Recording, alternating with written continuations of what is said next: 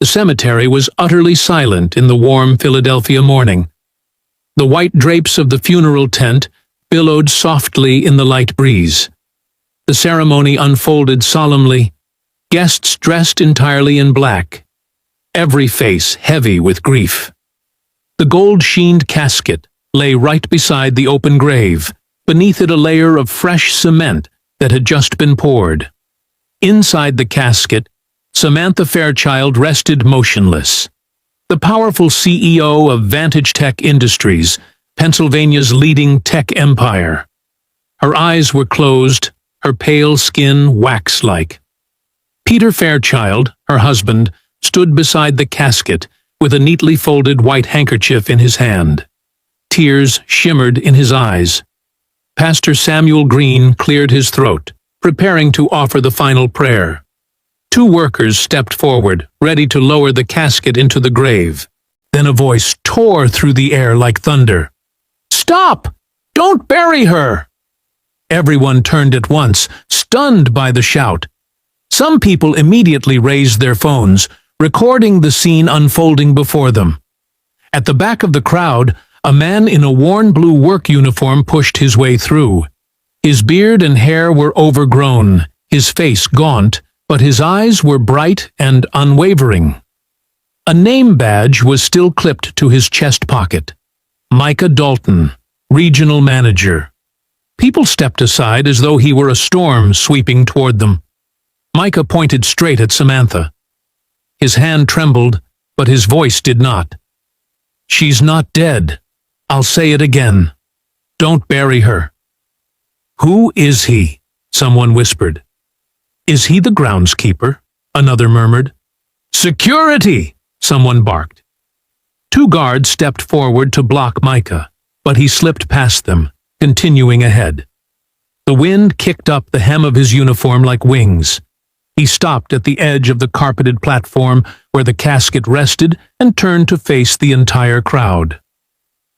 "My name is Micah Dalton," he said, breath unsteady. "Listen to me. This woman is still alive."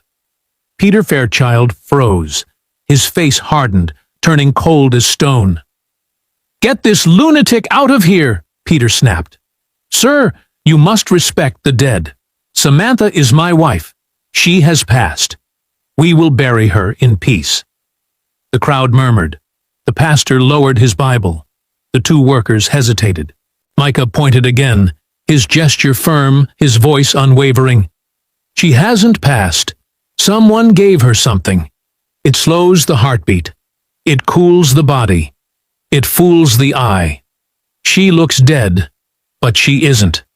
Give her the antidote. Right now."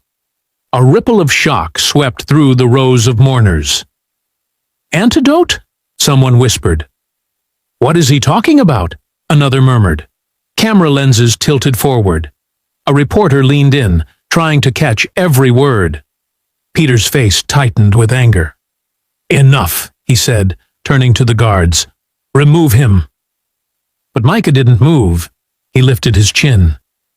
"Peter," he said softly, as if he had known him for years, "you know what you did, and Dr. Mason Keating knows too." The name dropped like a stone into still water. Every eye darted to the left. The family doctor, Mason Keating, stood there with his stethoscope tucked into his pocket, his lips pressed tight. He looked at Micah, the way one looks at a door that should have stayed locked forever. "Pastor," Peter said sharply, "continue the ceremony." The pastor hesitated, fingers trembling on the page. Micah took a few steps closer, slowly approaching the casket. His expression softened when he looked at Samantha. "Ma'am," he whispered, almost to himself, "hold on." Then he raised his voice toward the gathering. "Check her mouth. Feel her wrist. Warm her chest. She's still here. I heard their plan with my own ears." Peter talked about a quick burial. Dr. Mason signed the papers. "Please, give her the antidote." Silence thickened.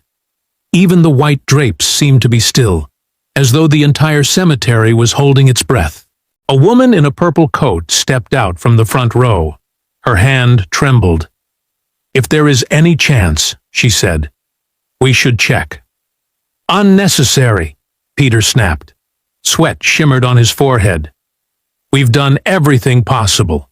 The doctor has confirmed it." "Let them check," someone in the crowd urged. "It costs nothing," another voice chimed in. "Just check." What had been whispers grew into a wave. Heads nodded, eyes narrowed at Peter.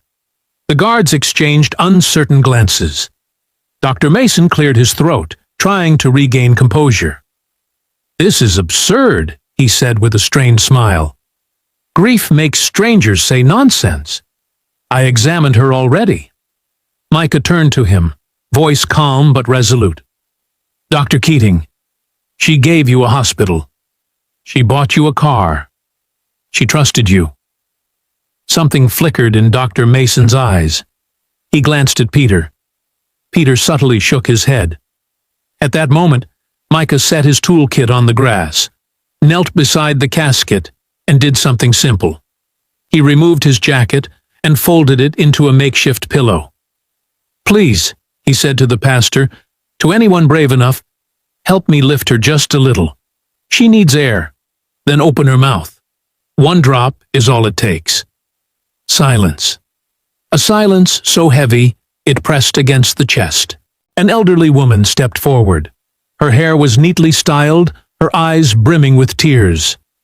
"I am Samantha's aunt," she said. "If there is even one small thing we can do, we will do it." The spell over the crowd shattered. Two women moved instantly. A young man in a black suit slipped a hand beneath Samantha's shoulder. The grave workers stepped back, giving space. Together, carefully, they lifted Samantha just enough for Micah to slide the folded jacket beneath her neck.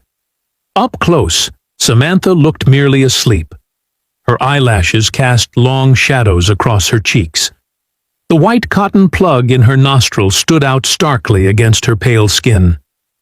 "Please remove the cotton," Micah said softly. Aunt Helen nodded. With trembling but determined fingers, she pulled the cotton free. The air seemed to shift again. Micah reached into his pocket and produced a small brown vial. It looked old, as if it had traveled many roads. He held it up for all to see. "The antidote," he said. "Her body was slowed by something toxic. This will bring her back." Peter lunged, but two mourners stepped between him and Micah. "Let him try," one said. "If it doesn't work, we bury her. But if it does, then what?" "What?" Peter spat. "Then what?" "Then we thank God," Aunt Helen said, her eyes sharp as blades. Dr. Mason's jaw tightened. "Don't put an unknown substance